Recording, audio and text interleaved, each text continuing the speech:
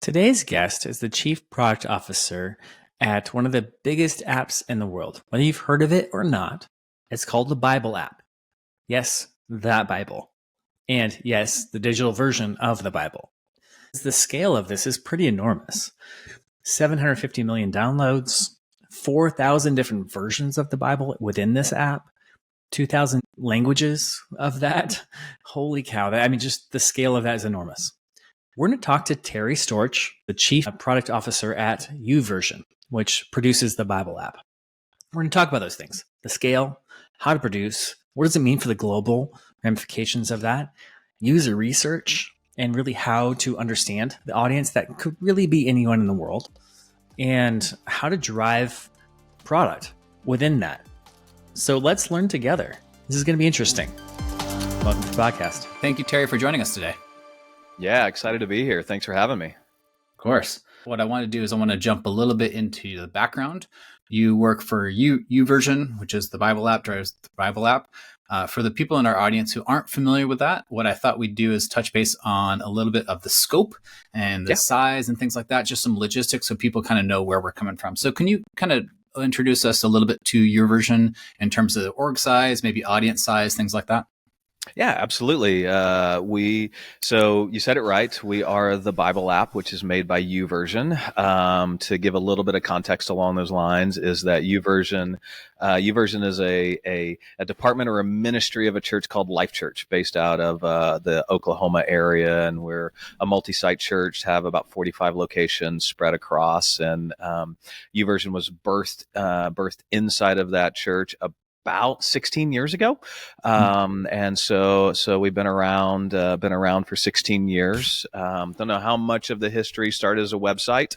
And then the very first announcement and launch of the Bible, or the App Store, for iPhone, that happened in July of 2008. We were one of the first 200 free apps to come on the iPhone. And so that was July of 2008 when we started. And today, you hit the fast forward button. The YouVersion dedicated team that just focuses on YouVersion and our family of apps, and we'll get into that, is about 220 with full-time team members. We've got plenty of contractors as well too that we work with globally. So a team of about 220. We can get in later of how much you want to get into, of how much of that is product and engineering and all of those sides. And so that's kind of the scale of the team. And from a family of apps, is we're best known for the Bible app, and it's the brown icon on your phone that looks pretty like a traditional Bible, if you will, and that has global installs of about 634 million installs globally, in every country and territory in the world, and growing at a pretty rapid pace. That's kind of our flagship app. One of another app that we launched just over 10 years ago is called Bible App for Kids. Very focused on younger kids, kind of in that, depending on where you are in the world, right? So the kind of age range depends on where you are globally, but let's just say somewhere in that 2 to 3 year old to 5 to 7 year old, if you will, depending on where you are in the world. So it's kind of, if you're familiar, if you walk into a bookstore and they have like a kid's storybook Bible, if you will, it's an animated, gamified storybook Bible. And that has been installed over 110 million times, again, globally as well. And then our most recent app that we launched is called Bible App Lite. And the core function and kind of the product market fit that we're going for there is for all of those lower MCI scores. And we can kind of get into that, but those are the less data connected or lower end phones globally that may not have a good reliable internet access, or or it's a complete offline areas of the world of where you're in a village and you go into a town square and get internet, and then you go back home and you don't have internet access. And so we have an app completely focused on that that demographic and that user type, and that just I think it was yesterday or the day before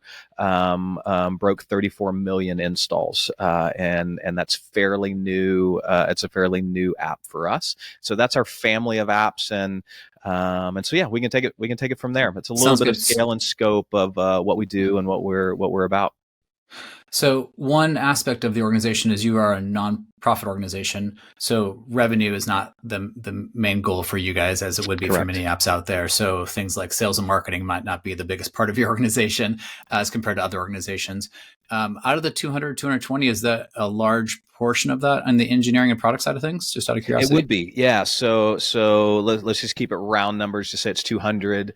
Of that 200, about 100 and probably about 125, 130 of that 200 would be engineering and product, focused on that standpoint.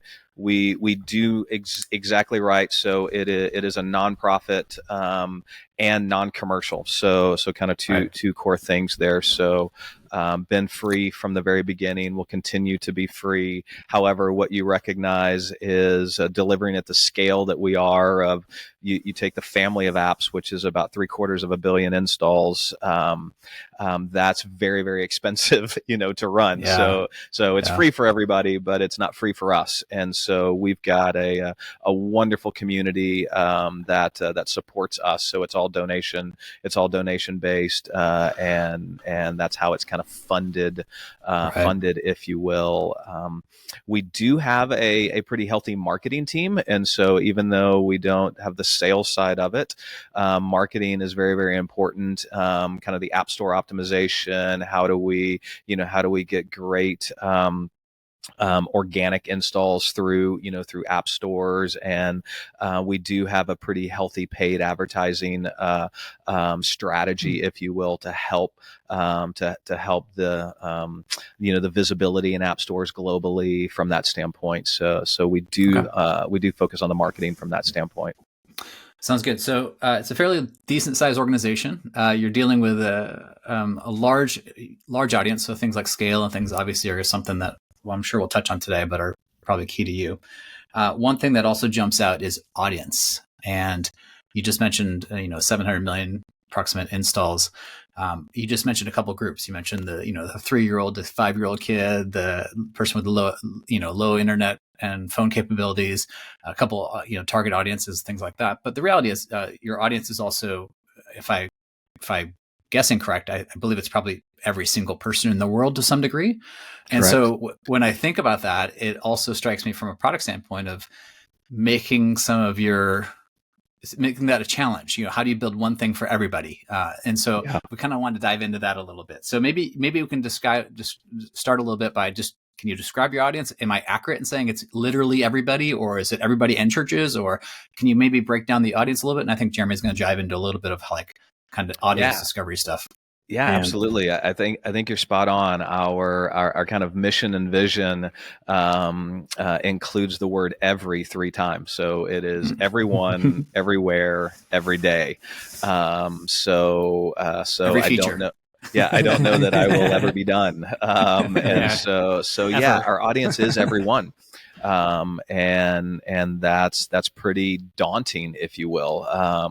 And as a product leader and doing this from the very beginning, kind of starting this, is that there's a lot of complexity there, right? I mean, is product market fit with everyone is extremely complicated. And I'm based here in the center of the United States in Edmond, Oklahoma, and so some of the things we can get into that's fairly complex is I personally don't really know what it's like living in New Delhi or in Mumbai or in Nigeria, and so that product market fit strategy is pretty complex from a product team. And so we've had to mature over the years, learn, how to do that well, figuring out product market fit, which is one way to do that is we now have 3 products that have a way to kind of narrow and more focus in that product market fit. But what we can get into is like inside of each one of those products for Bible App Lite specifically is how we're going to reach the sub-Saharan area is pretty different than how we're going to reach India. Completely different languages. You've got right to left in some languages. Others you have right to left and left to right, and that's completely different. UI is different in those areas of the world of what they're comfortable with from an application standpoint. So even inside the app, we want to be pretty dynamic and deliver the right product at the right time for the right user. And so that's a big part of where we focus and what's important to our team. We kind of had this vision from day one, is that no matter where you are in the world, when you open up the Bible app, it feels like it was made just for you. And that's really, really important to us.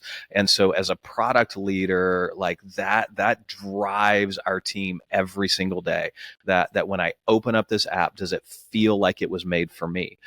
If it's delivered to me in the wrong language, that doesn't make it feel like it was made for me. If it's delivered to me with a bad user experience for the area that I'm at, that makes it feel like it's very American, that doesn't make it feel like it was made for me. And so those are all of the challenges, or better known as opportunities, for us in the product space, to stay focused on.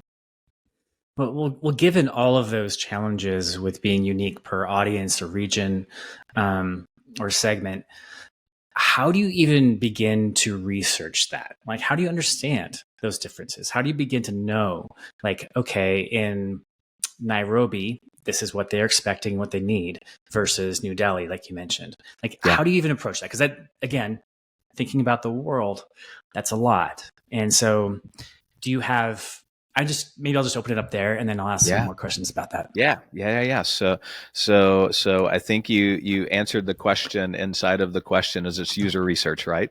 And so you've got to really understand UXR and bring those right disciplines, and making sure that we're listening to our user, making sure that we're as aware as we can be into each one of those areas, and being kind of that user-focused product team is really important. Things that in the world that we live in from a product standpoint that guides our product managers to have great empathy for our users. And so to have great empathy for our users, we need to understand them. We need to know their context. We need to know what jobs they're trying to do, within our apps. All of the buzzwords, if you will, that really actually come to life and be very, very important. And so we do that in a lot of different ways, is that we are continuing to try and build the right disciplines with UXR in our team. To say that we're there would be completely wrong. We got a long way to go, and we're trying to get the right disciplines with our product teams and our product designers and our product managers integrated with the right user research, if you will. So we're working on that. We have an incredible support team that part of. We have a very small staff, if you will, that does kind of user support.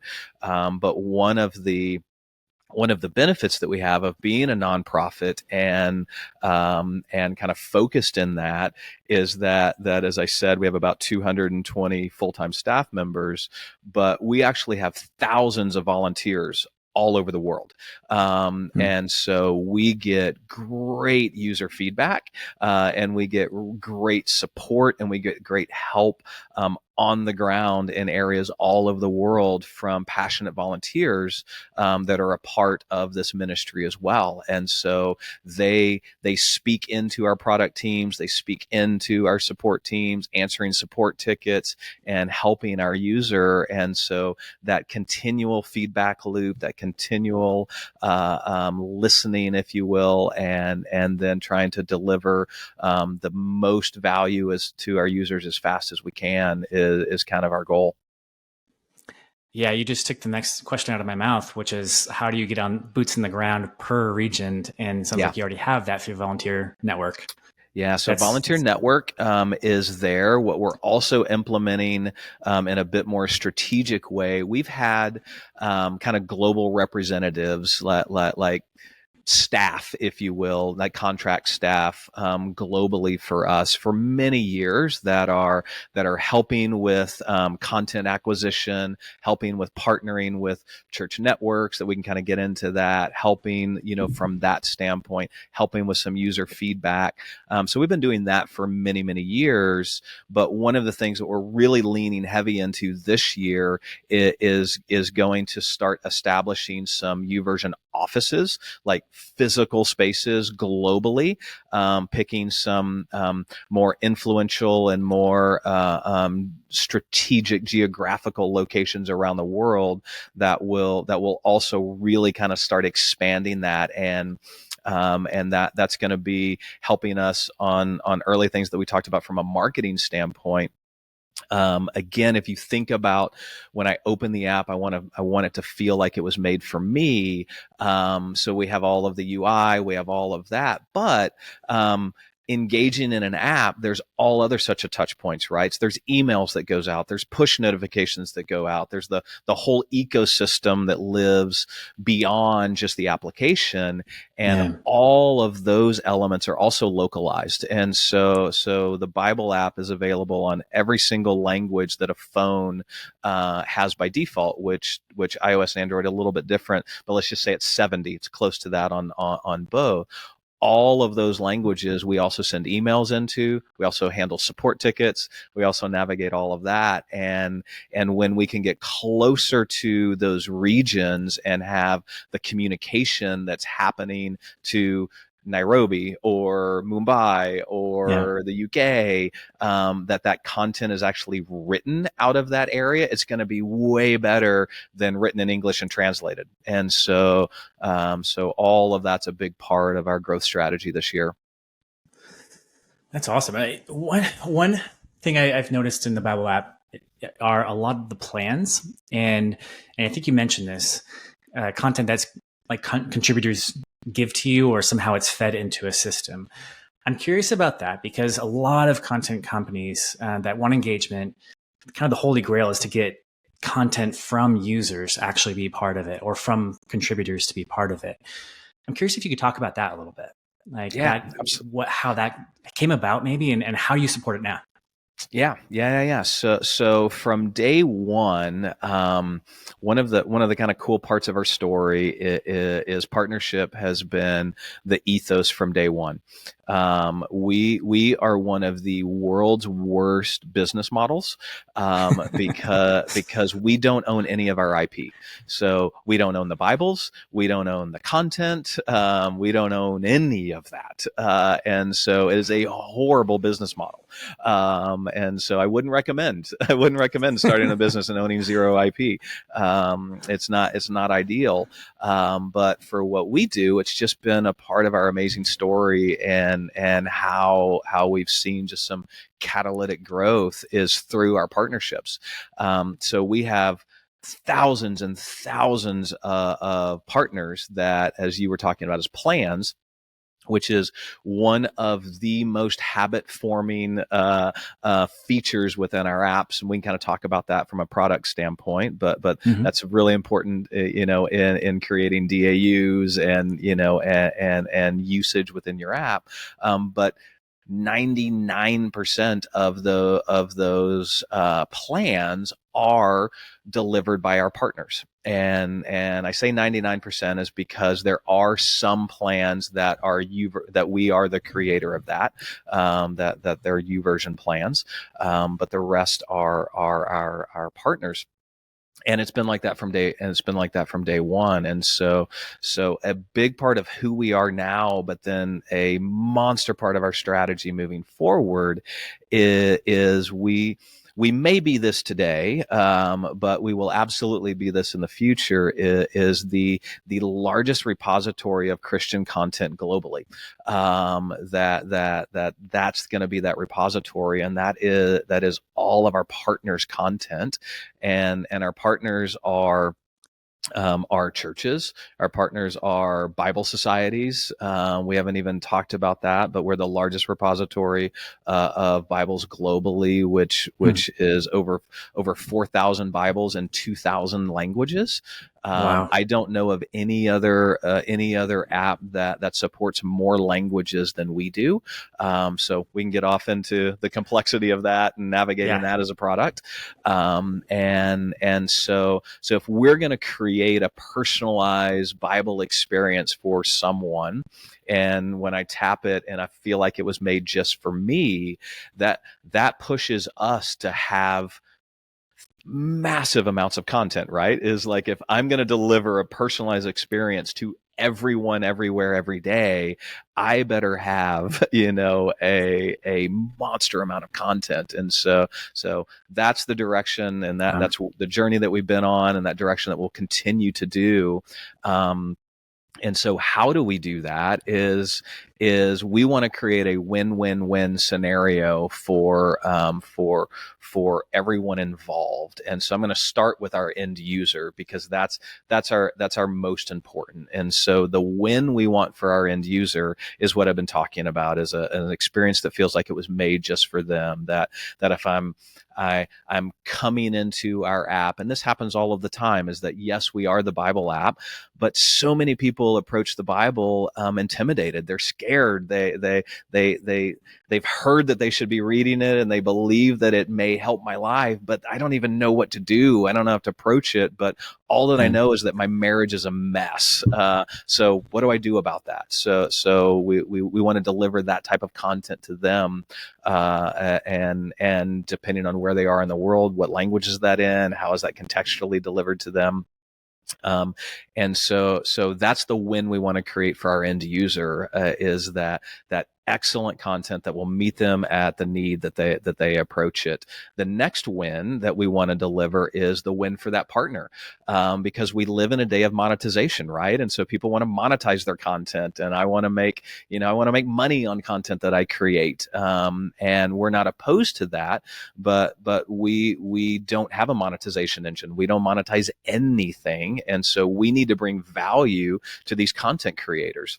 And so the overwhelming majority of content creators, not all, but the overwhelming majority of content creators are either nonprofits or have a mission oriented model.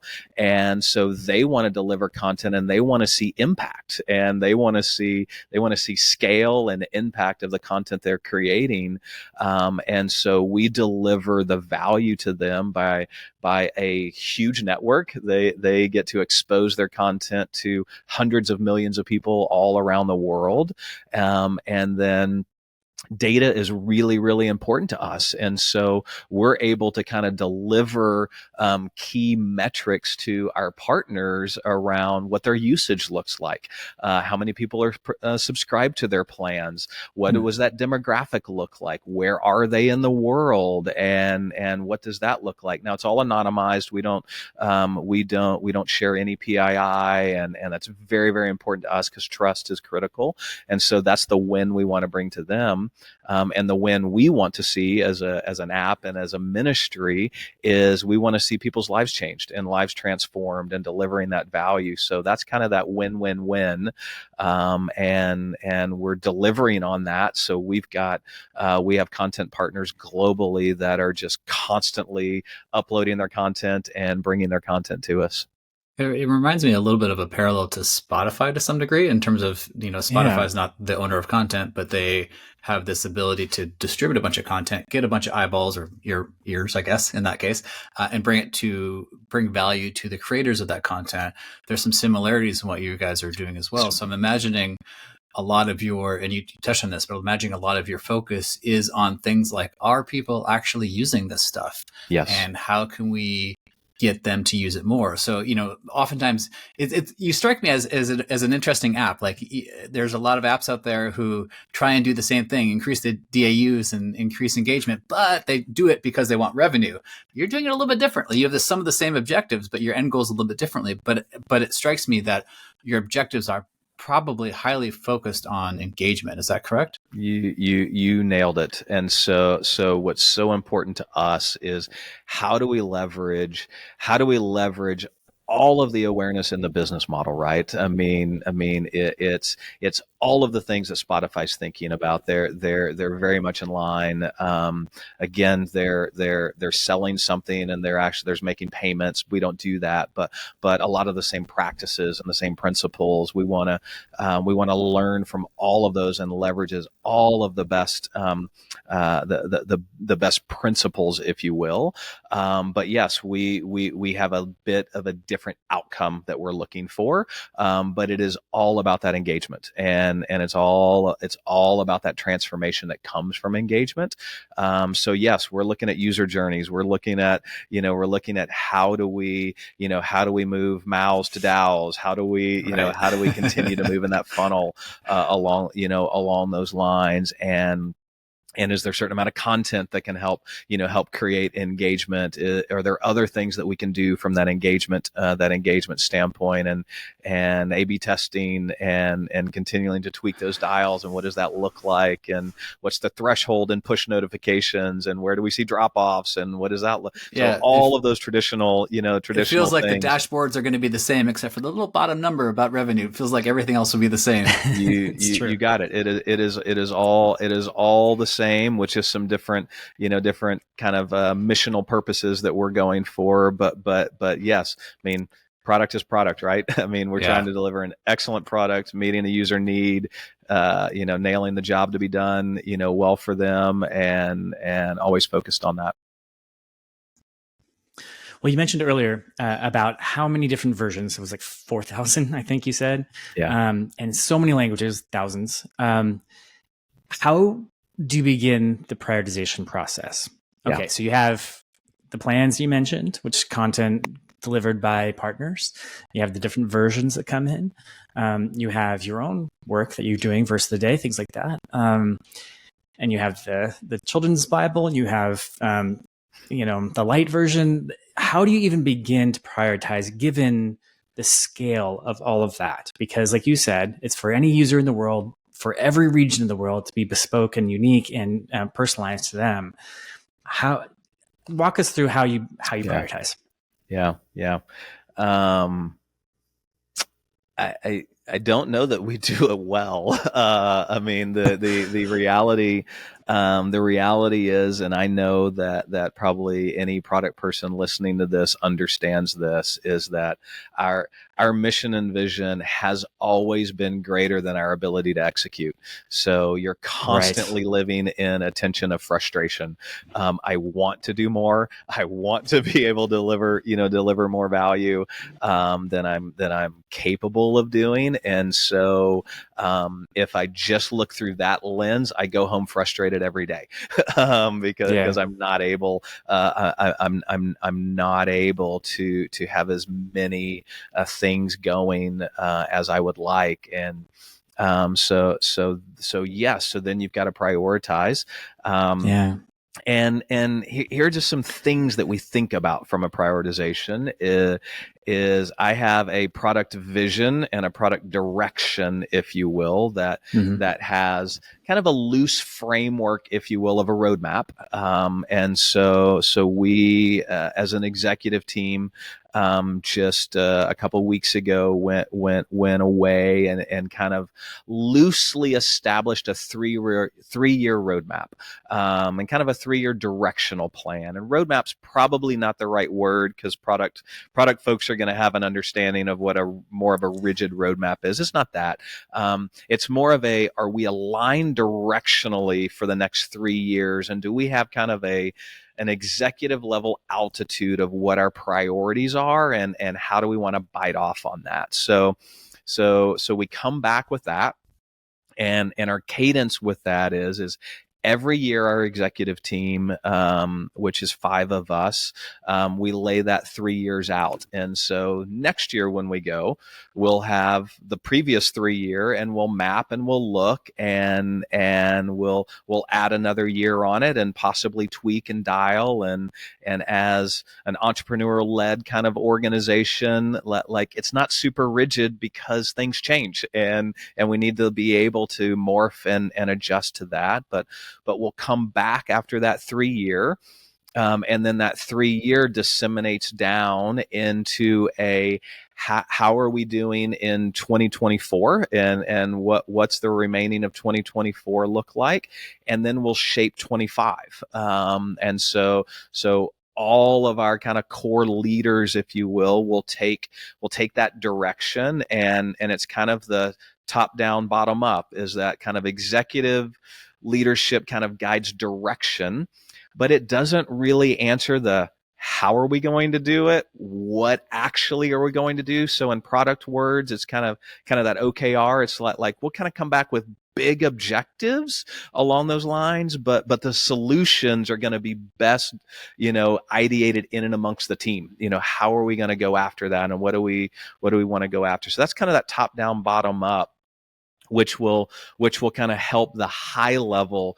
prioritization, and then in the weeds prioritization. So that sprint to sprint, or that quarter to quarter, if you will, it is kind of driven off of what are those big things we're going after, and then what are the product teams really going after with the right solutions that are going to lead up to those objectives, of that typical OKR, and trying to deliver on 2 different things. We're trying to deliver on our product vision and our direction.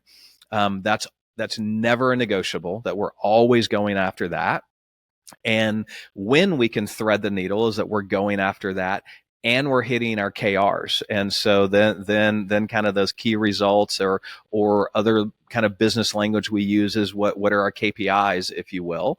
And so we've got annual KPIs that we're going after. So we feel like it is a complete perfect scenario when our product teams are going after our KPIs, and they're driving the product vision forward.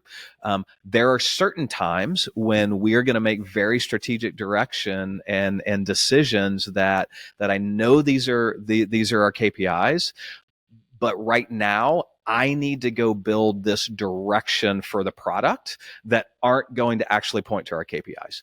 That we're making a very clear decision that these are some things we've got to put into place to make the product vision a reality, that aren't going to deliver on the KPIs for this quarter. Would those be things like scalability or database changes on the back end or something like that? Is that what you're referring to? They could be that, or they could be, from a product standpoint, some things we're working towards, of just making some foundational UI and UX changes within the app that are going to take some time, but kind of set us up in a direction that we're going to go. But this work that my product team is doing is like it's really not going, to move the needle immediately on DAUs or MAUs to DAOs. It's not going to really do that. It's not really going to help our known, which is moving people from just installing the app to creating an account.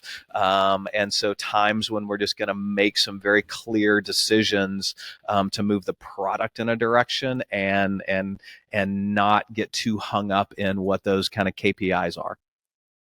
Yeah, I'm very familiar with that approach. Like you just mentioned, at Adobe, for me, we had the same thing. Executives had the vision for high level, and then bottom up as far as really getting to the initiatives to support that. Yep. One thing that would always come up for us, though, is just kind of like you said, the day to day. And it wasn't even just for us going after KPIs sometimes on the day to day. It was anything, support, bugs, whatever it might be, that just to maintain. Yep. And sometimes we had to do like tiger teams dedicated towards those big things, those big initiatives that we just can't seem to get to because we've got to keep the business afloat. Yep. Do you like? I'm just kind of curious about, for instance, new launches like the light. Did you have that just be part of the normal team, and then they just kind of on the side would do the light, or did you have a dedicated tiger team that said you guys need to go after this new thing, and you can't be worrying about the bugs? Is that how you kind of structured it?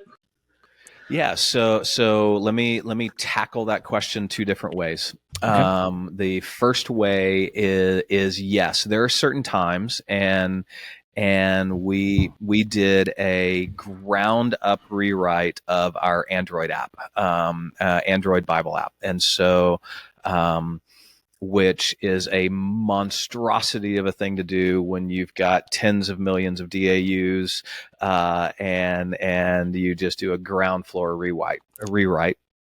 A really big project, from that standpoint. So that was a dedicated team that got spun up, a tiger team, if you will, to go tackle that, and kind of a deliverable of a product that we were looking for from the outside.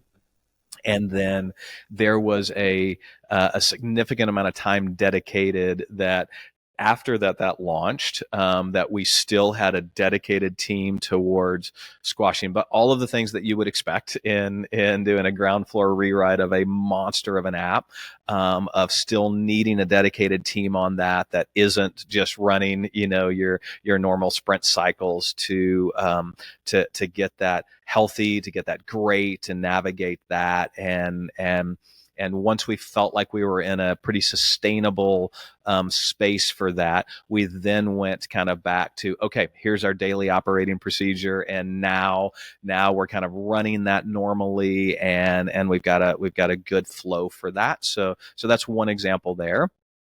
The how Bible app Lite came into existence was a hypothesis, and we had a hypothesis that was, we think that there is a significant amount of audience that can't connect with the Bible app, and we believe that if we go after this in a whole different way, that we could see some great results. So we spun up a dedicated kind of R&D tiger team to go after that problem, to go build an app completely independent and test that hypothesis.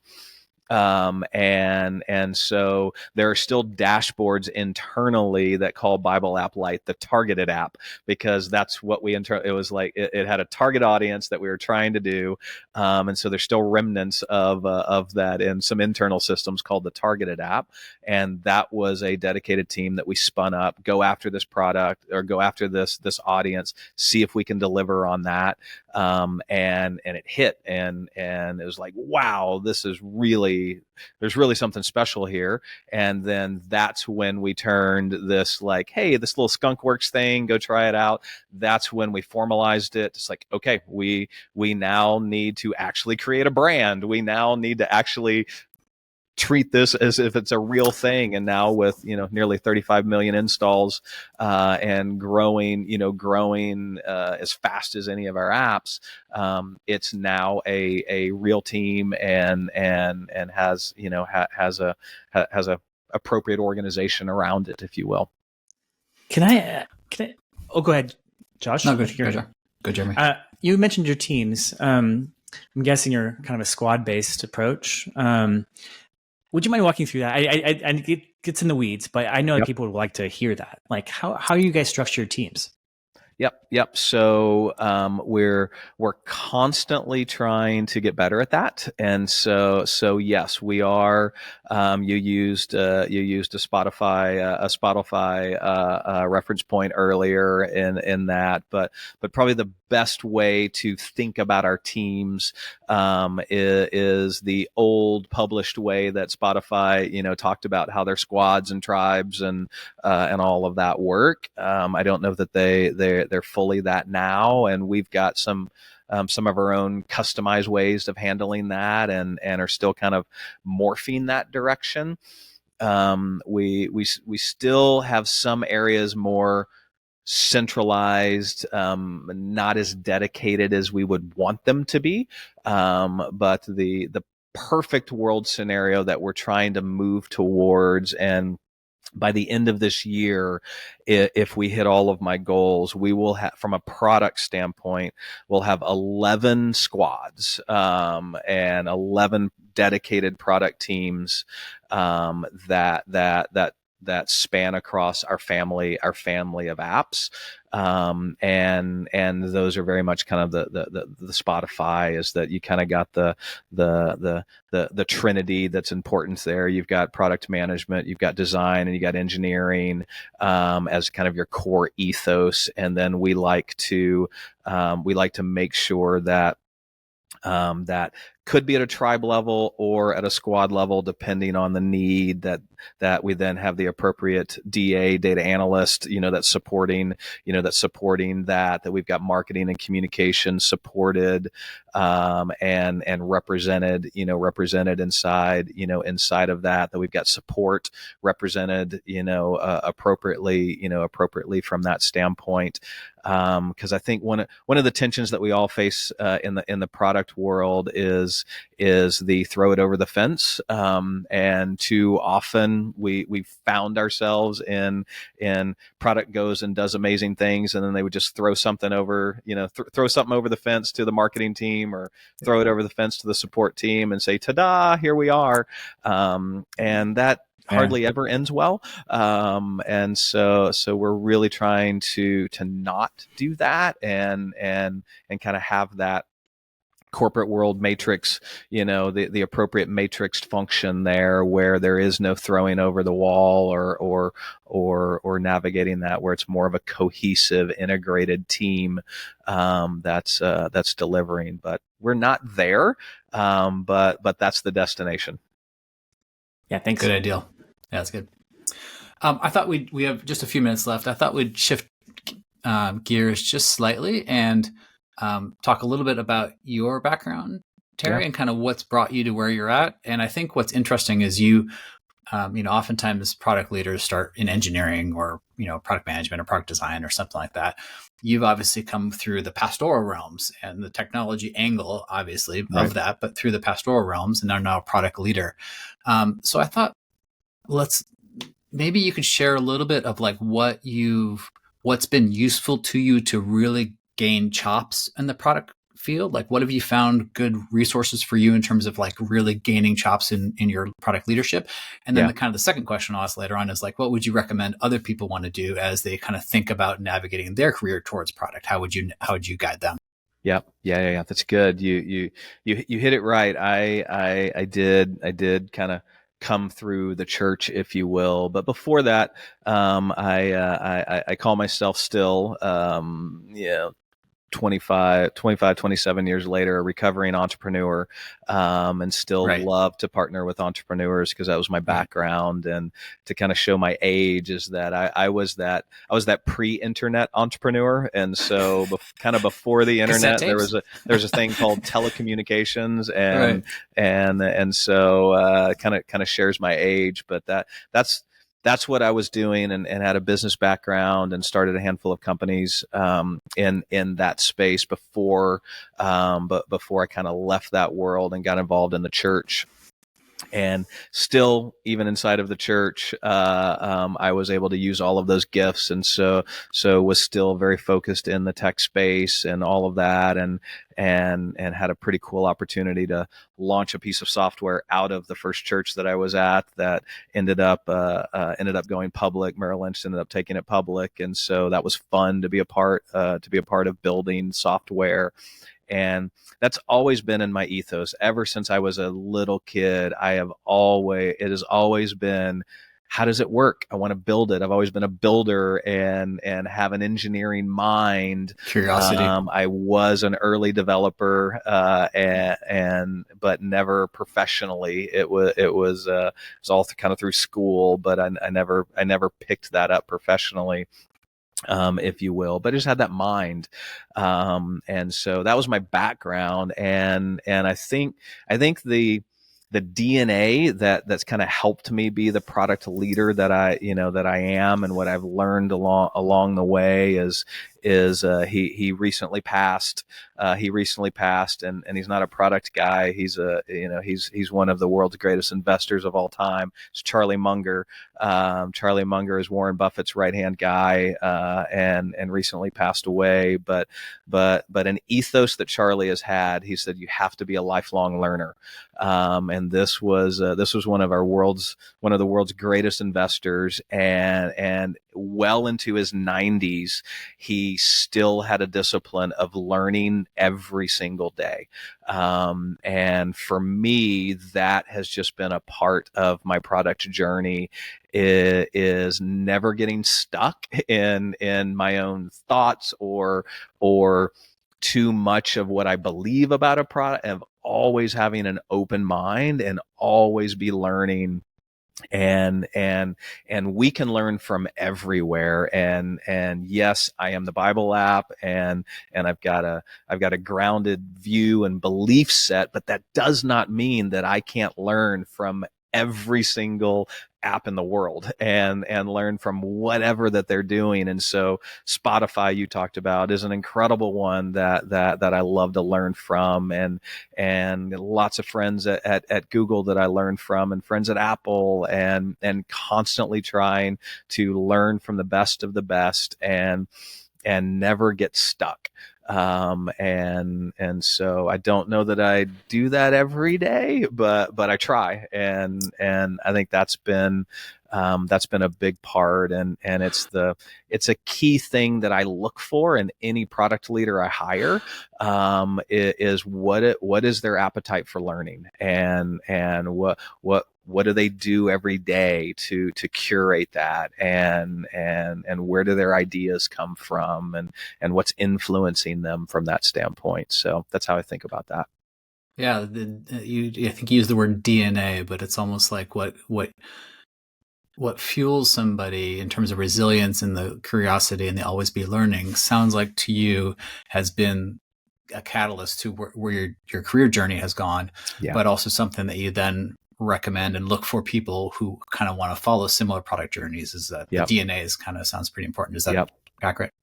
Yep, absolutely. And I am I'm a wannabe designer, and so I think we all are. yeah, and so my favorite meetings, and I tell them all the time, is anytime I can sit with our design team and do design reviews or that, and so it's just a bend of mine. I always think, through a design lens, kind of that product design standpoint. And so I'm very biased there. So product managers that are applying and coming through that have a bit more of a design background, I got to be careful of my bias. But those are things that I'm always thinking about, as well. And so I'm drawn towards great design. And that can mean a lot of different things to different people, because it's not just always the pixels, from that standpoint. So, well, that's great. Terry, thank you so much for joining us. Guys, it was awesome. Thank you so much. Hi, thanks for tuning in. If you enjoyed this episode, we'd appreciate it if you could leave a review of the show on Apple Podcasts or Spotify to help spread the word. Our podcast is produced and designed by Jeremy and Joshua Wold. You can find our show archive and transcripts at productsforpeoplepodcast.com. We look forward to seeing you for our next episode, and in the meantime, we hope you experience some really great products. Thanks.